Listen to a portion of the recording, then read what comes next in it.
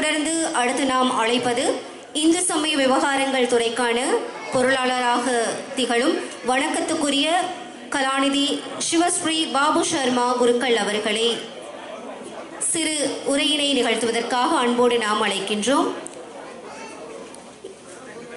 International human rights global மிஷனின் இஃப்தார் 2025 நிகழ்ச்சியின் அடுத்து அனைத்து மதகுருமார்களுக்கும் அனைவருக்கும் முதற்கண் வணக்கங்களை தெரிவித்துக் கொள்கின்றேன்.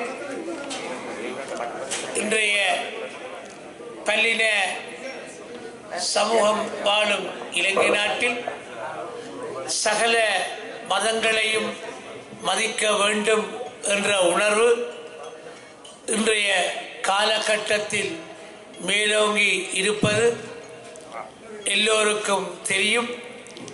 இந்த வகையில் இஸ்லாம் தர்மத்துக்கு அமைய எல்லோரையும் மதிக்கும் உயர்ந்த குணம் கொண்ட, சகலரையும் ஒரு மனித பண்புடன் வரவேற்கும் குணம் கொண்ட, உபசரிக்கும் குணம் கொண்ட இந்த சமூகத்தில் எங்களையும் வரவழைத்து கௌரவிப்பது மிகவும் சிறப்பானதாகும்.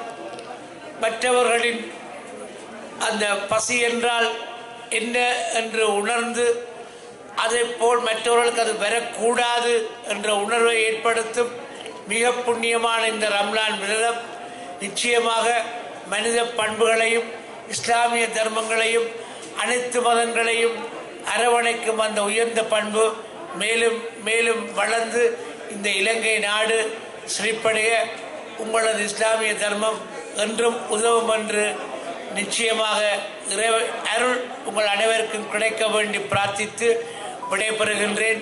நன்றி, வணக்கம். நன்றி. அந்த சிறு உரையினை நிகழ்த்தி சென்ற வணக்கத்துக்குரிய கலாநிதி சிவஸ்ரீ பாபு சர்மா குருக்கள் அவர்களுக்கு நேரம் இப்பொழுது சரியாக 5:51